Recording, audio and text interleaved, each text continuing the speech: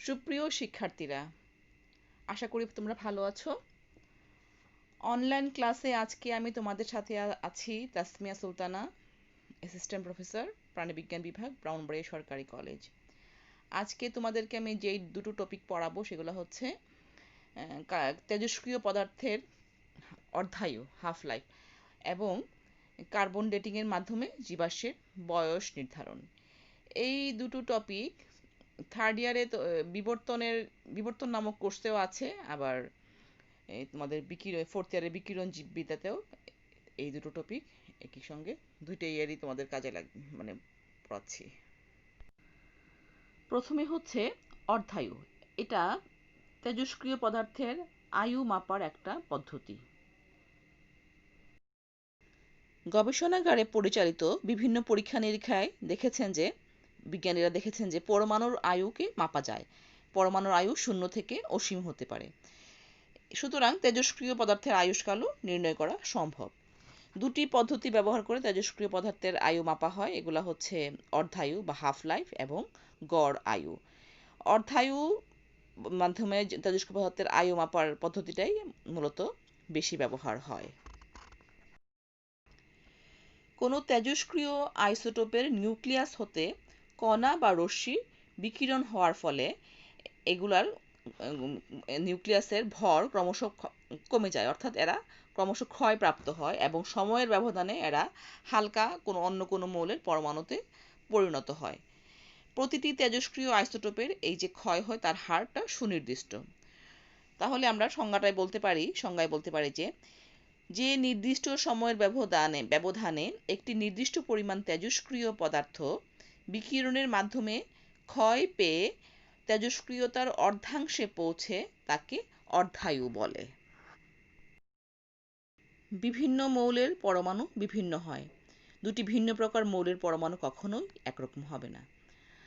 আবার একটি মৌলের সব পরমাণুর নিউক্লিয়াস থেকে একই সঙ্গে রশ্মি বিকিরণ শুরু হয় না, অর্থাৎ পরমাণুর বিভিন্ন নিউক্লিয়াস ধাপে ধাপে তাদের বিকিরণটা শুরু করে। যদি তা না হতো তাহলে একসাথে একটি মৌলের সবটুকু অংশই তেজস্ক্রিয় বিকিরণ করে ভর হ্রাস পেয়ে অন্য মৌলের পরমাণুতে পরিণত হতো। তখন আর অর্ধায়ু বলতে কোনো কিছুই থাকতো না। তেজস্ক্রিয় মৌলের অর্ধজীবনের বিষয়টি আরও ভালোভাবে তোমাদেরকে বোঝানোর জন্য এখানে রেডিয়ামের কথা বলা যায়। রেডিয়ামের অর্ধায়ু হচ্ছে 1580 বছর, এটা বিজ্ঞানীরা বের করেছেন।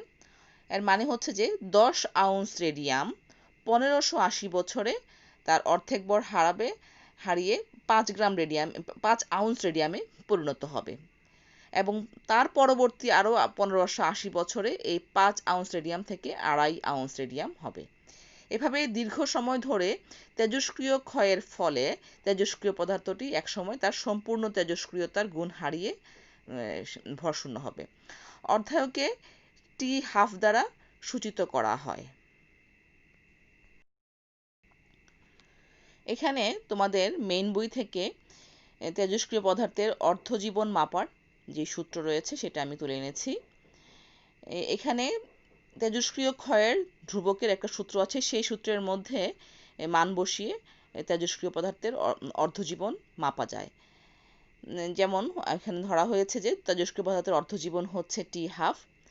T0 সময়ে, অর্থাৎ প্রারম্ভিক সময়ে যদি ধরে নিই আমরা যে এতে মৌলের সংখ্যা ছিল N0, তাহলে T হাফ সময়ে উক্ত মৌলের পরমাণু সংখ্যা হবে N0 হাফ।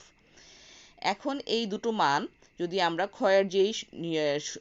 ক্ষয় ধ্রুবকের যেই সূত্র n সমান N0e⁻⁻λT, এই সূত্রের মধ্যে যদি এই সময়ের মান এবং পরমাণু সংখ্যার মান বসাই আমরা, তাহলে আমরা যেটা পাই যে অর্ধজীবনের মান হচ্ছে 0.693/λ। এই সূত্রটা তোমরা ভালো করে আবার দেখবে মেইন বই থেকে, সেখান থেকে এটা তোমরা আত্মস্থ করার চেষ্টা করবে। তেজস্ক্রিয় আইসোটোপের অর্ধজীবন অনেক কম, 1 সেকেন্ডের কোটি ভাগের 1 ভাগের চেয়েও কম হতে পারে, অথবা অনেক বেশি, কোটি কোটি বছরের চেয়েও বেশি হতে পারে। এক্সাম্পল হিসাবে এখানে কয়েকটি আইসোটোপের অর্ধজীবন বিজ্ঞানীরা যেটা বের করেছেন সেটা আমি উল্লেখ করছি। যেমন পোলোনিয়াম 3.10⁻⁻7 সেকেন্ড। তারপরে হচ্ছে থেলিয়াম হচ্ছে 3.1 সেকেন্ড। রেডিয়াম 3 × 6 দিন।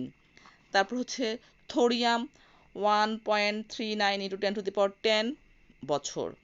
তারপরে হচ্ছে অ্যাস্টেটাইন অনলি 2 সেকেন্ড। তারপর হচ্ছে প্লাম্বাম মানে সীসা 10.6 সেকেন্ড। তারপর রেডিয়াম হচ্ছে আবার 6, এটা অন্য একটা আইসোটোপ রেডিয়ামের 6.7 বছর। এবার আমরা জানবো কার্বন ডেটিং সম্বন্ধে। কার্বন ডেটিং কি এবং এর মাধ্যমে জীবাশ্মের বয়স কিভাবে নির্ণয় করা যায়, তেজস্ক্রিয় কার্বন কিভাবে তৈরি হয়। প্রকৃতিতে নিরবচ্ছিন্নভাবে নাইট্রোজেন গ্যাস তেজস্ক্রিয় কার্বনে পরিণত হচ্ছে। যা হয় এখানে সেটা হলো যে সৌর বিকিরণের প্রভাবে কসমিক রশ্মির আঘাতে নিউট্রন কণা এসে নাইট্রোজেন পরমাণুর সাথে মিলিত হয়। মিলিত হলে পরে সেই নাইট্রোজেন পরমাণু থেকে একটা প্রোটন বের হয়ে যায়, যার ফলে নাইট্রোজেন পরমাণুর ভর কমে গিয়ে পারমাণবিক সংখ্যা কমে গিয়ে 6 হয়, কিন্তু তার নিউট্রন সংযোজনের ফলে তার পারমাণবিক ভর 14ই থেকে যায়। তখন যেহেতু তার পারমাণবিক সংখ্যা 6 হয়ে যায়, সে কার্বনে পরিণত হয়। সেই কার্বনের আবার যেহেতু নিউক্লিয়াসে 14টি তার ভর সংখ্যা 14 হয়, সেহেতু তার নিউক্লিয়াসটা অস্থিতিশীল থাকে, সেজন্য তখন তাকে তেজস্ক্রিয় কার্বন বলা হয়। তো প্রকৃতিতে নিরবিচ্ছিন্নভাবে এই ঘটনা ঘটছে। এই তেজস্ক্রিয় কার্বন তখন তারপর বায়ুমণ্ডলের অক্সিজেনের সাথে যুক্ত হয়ে তেজস্ক্রিয় কার্বন ডাই অক্সাইড তৈরি করে। নর্মাল কার্বন ডাই অক্সাইডের পাশাপাশি এই তেজস্ক্রিয় কার্বন ডাই অক্সাইড সাধারণ আনুপাতিক হারে সেই সৃষ্টির আদিকাল থেকেই বিদ্যমান আছে। সবুজ উদ্ভিদ এই সাধারণ কার্বন ডাই অক্সাইডের সাথে এই তেজস্ক্রিয় কার্বন ডাই অক্সাইডকেও সমানুপাতে বায়ুমণ্ডলে যেই অনুপাতে থাকে সেই একই অনুপাতে গ্রহণ করে দেহকলায় তাকে সংযোজন করে। চিত্রে তোমরা দেখতে পাচ্ছ যে নাইট্রোজেন সাথে নিউট্রন এসে যুক্ত হলে পরে সেই নাইট্রোজেনটা 14 পারমাণবিক ভর বিশিষ্ট তেজস্ক্রিয় কার্বনে পরিণত হয় এবং একটা প্রোটিন নির্গত হয়। এভাবে একটি সাধারণ নাইট্রোজেন পরমাণু থেকে তেজস্ক্রিয় কার্বনের উদ্ভব হয় প্রকৃতিতে। তো যেটা বলছিলাম যে বায়ুমণ্ডলে তেজস্ক্রিয় কার্বন দিয়ে তৈরি কার্বন ডাই অক্সাইড এবং সাধারণ কার্বন দিয়ে তৈরি সাধারণ কার্বন ডাই অক্সাইড উভয়টাই একটা নির্দিষ্ট অনুপাতে বিরাজমান থাকে এবং সেই একই অনুপাতে সালোক সংশ্লেষণকারী উদ্ভিদগুলো এদেরকে গ্রহণ করে।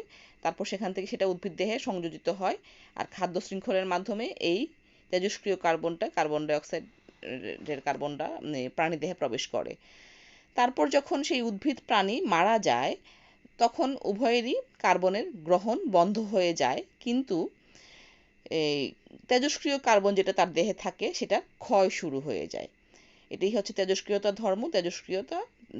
তার তেজস্ক্রিয় রশ্মি বিকিরণ শুরু করে, যার ফলে মৃত ওই দেহের যেই অনুপাত ছিল সাধারণ কার্বন এবং তেজস্ক্রিয় কার্বন, সেই অনুপাতটা মৃত্যুর পর থেকে পরিবর্তন হওয়া শুরু করে।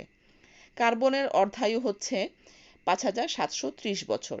এখন ওই মৃতদেহে প্রাপ্ত যেই কার্বন 14 এবং কার্বন 12, এটার যে অনুপাত, সেই অনুপাত সাথে জীবিত কোষকলায় যে প্রাপ্ত যে অনুপাত, সেটা তুলনা করলে দেখা যায় যে C14 অর্থাৎ তেজস্ক্রিয় কার্বনটা পরিমাণ কম। এই কতটুকু কমলো এবং সেটা নির্ণয় করে সূত্রে বসিয়ে তখন ওই মৃত্যুকালীন সময়ের কার্বনের সাথে তুলনা করার মাধ্যমে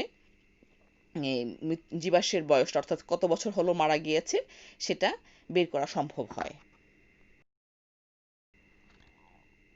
তেজস্ক্রিয় কার্বনের সক্রিয়তা জীবিত এবং মৃত উভয় অবস্থাতেই সমান থাকে এবং এর মান হচ্ছে 15 ডিসচার্জ পার গ্রাম পার মিনিট। অর্থাৎ প্রতি মিনিটে প্রতি গ্রাম জীবকলা থেকে 15টি তেজস্ক্রিয় কণা বিকৃত হবে। একটি জীবাশ্মের সক্রিয়তা পরিমাপ করে A = A0 × E⁻⁻λT। এখানে লেখাটা আসলে আমি মোবাইলে টাইপ করাতে ঠিকভাবে লেখা হয়নি, তোমরা এটা ঠিকভাবে বই দেখে এই সূত্রটা লিখবে। এই সূত্রটার মধ্যে মান বসিয়ে সহজেই মৃত্যুকালীন সময় অর্থাৎ T0-তে জীবাশ্মের তেজস্ক্রিয় কার্বন পরমাণুর পরিমাণটা বের করা যায় এবং T সময় পরে অবশিষ্ট অংশ পরিমাণটা বের করে অর্ধজীবন বের করা সম্ভব হয়। অর্থাৎ ওই প্রাণীটা কত বছর পূর্বে মারা গিয়েছে, তার বয়স মানে জীবাশ্মটার বয়স কত সেটা নির্ণয় করা সম্ভব হয়। 1949 সালে বিজ্ঞানী লিব্বি এবং তার কলিগদের সহকারে এই পদ্ধতিটি উদ্ভাবন করেন। এই পদ্ধতির মাধ্যমে সর্বাধিক 50,000 বছরের পুরাতন জীবাশ্মের বয়স বের করা যায়। অপেক্ষাকৃত কম বয়সী জীবাশ্মের বয়স নির্ণয় করার ক্ষেত্রে এই পদ্ধতিটি খুবই কার্যকর। তোমাদের বোঝানোর সুবিধার্থে বা ভালো লাগার জন্য এখানে আমি একটা চিত্র সংযোজন করেছি। এটা আসলে পরীক্ষার খাতায় লেখার জন্য না, তোমরা পারলে লিখবা। এটা আসলে তোমাদের বোঝানোর জন্য। বায়ুমণ্ডলে কিভাবে তেজস্ক্রিয় কার্বনের উৎপত্তি হচ্ছে, তারপর সেটা জীবদেহে আত্তীকৃত হচ্ছে, তারপর মৃত্যুর পরে সেই জীবাশ্ম থেকে সেই তেজস্ক্রিয় কার্বন থেকে কার্বনের নিউক্লিয়াস থেকে আবার কীভাবে তেজস্ক্রিয় বিকিরণ হচ্ছে সেটা এখানে দেখানো হয়েছে। তোমরা দেখো যে ওই যে মহাশূন্যের কসমিক রের প্রভাবে একটা নিউট্রন এসে নাইট্রোজেনের সাথে যুক্ত হচ্ছে। নাইট্রোজেনের সাথে নিউট্রন যুক্ত হবার ফলে সেই নাইট্রোজেনটা থেকে একটা প্রোটন বের হয়ে যাচ্ছে। প্রোটন বের হয়ে যাওয়াতে সেই নাইট্রোজেনের পারমাণবিক সংখ্যা কমে গিয়ে 6 হয়ে গেল, কিন্তু তার ভর সংখ্যা অবিকৃতই থেকে গেল, অর্থাৎ 14ই থেকে গেল। তো ভর সংখ্যা পারমাণবিক সংখ্যা কমে যাওয়াতে সেই নাইট্রোজেনটা তখন আর নাইট্রোজেন রইল না, সে হয়ে গেল কার্বনের আইসোটোপ অর্থাৎ তেজস্ক্রিয় কার্বন।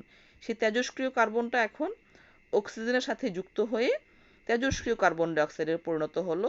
আর বায়ুমণ্ডলে সাধারণ কার্বন ডাইঅক্সাইড তো আছেই। উভয় কার্বন ডাইঅক্সাইড আনুপাতিক হারে সেই সৃষ্টির আদিকাল থেকে বিরাজমান বায়ুমণ্ডলে। তো এই তেজস্ক্রিয় কার্বন ডাইঅক্সাইড সাধারণ কার্বন ডাইঅক্সাইড উভয়টাই সবুজ উদ্ভিদ দ্বারা গৃহীত হয় সালোক সংশ্লেষণ প্রক্রিয়ায়, তারপর তার জীবদেহে প্রবেশ করে। তারপর যখন জীব এবং প্রাণী এবং উদ্ভিদ উভয়ই মারা যায়, তারা তখন আর ইনটেক করে না, মানে কার্বন ডাইঅক্সাইড আর গ্রহণ করে না, কিন্তু তেজস্ক্রিয় কার্বনটা তাদের দেহ থেকে তেজস্ক্রিয় বিকিরণ শুরু করে দেয়। ফলে ওই জীবদেহের কার্বন ডাইঅক্সাইড সাধারণটা অবিকৃতই থেকে যায়, আর তেজস্ক্রিয় কার্বন ডাইঅক্সাইডের পরিমাণটা কমতে থাকে। ফলে তাদের যে অনুপাত ছিল শুরুতে, সেই অনুপাতটা আর থাকে না। তো এই অনুপাতটা চেঞ্জ হয়ে কতটুকু কি হলো সেটা মাপার মাধ্যমেই আসলে জীবাশ্মের বয়স নির্ণয় করা হয়। তো কার্বনটা এখানে রশ্মি বিকিরণটা করে কিভাবে করে, সে আসলে তার বিটা